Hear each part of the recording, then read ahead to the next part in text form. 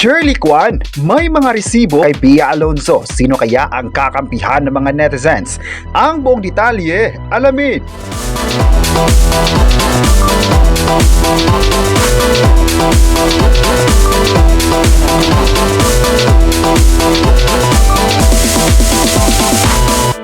Dahil nga ay natuloy na ang interview ng talent manager na Shirley Kwan sa entertainment media, ay marami agad ibinulgar ito kay Bea. Marami nga sa press ang naimbitahan para sa kanyang interview. Isa nga sa sinabi ni SK tungkol sa pagbibitaw niya bilang manager ni Bea Alonzo ay hindi raw siya pinayaman ng kapuso actress. So kahit nag-resign raw siya ay hindi pa rin siya maghihirap. Marami naman raw siyang mga talent na hinahandle na sobrang busy pa kay Bea Alonzo.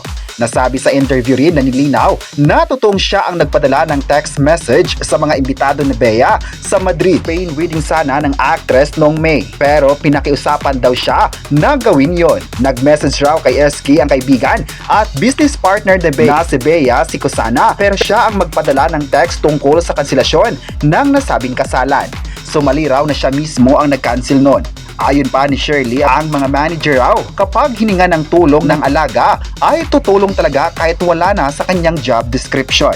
Wala pa namang sagot ang kapuso actress tungkol sa mga banat at resibo ni Shirley sa kanya. Marami tuloy sa social media ang nagsabing sumang-ayon sila kay Shirley dahil detalyado raw ang kwento nito.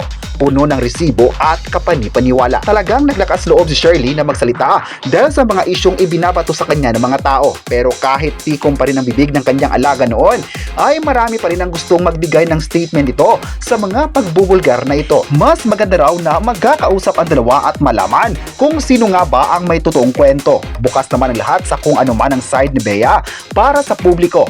May nagsabi naman na hindi dapat tinaan sa public interview para iwas issue at magandang paraan ang mag-usap silang dalawa.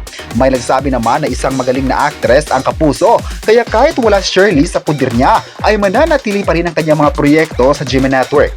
May bago namang manager ang actress na ibinandira pa ng kapuso sa social media. May nagsabi naman na sana mahinto na ang isyong ito dahil hindi maganda na may samaan ng loob sa dalawang panig.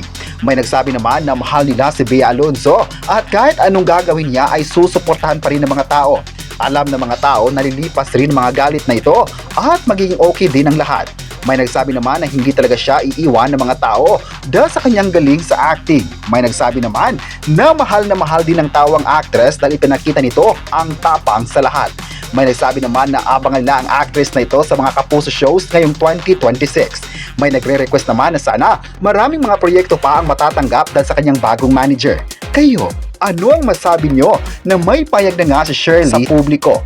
I-comment na kung saan ka kakampi sa dalawa at huwag kalimutang i-subscribe ang ating YouTube channel.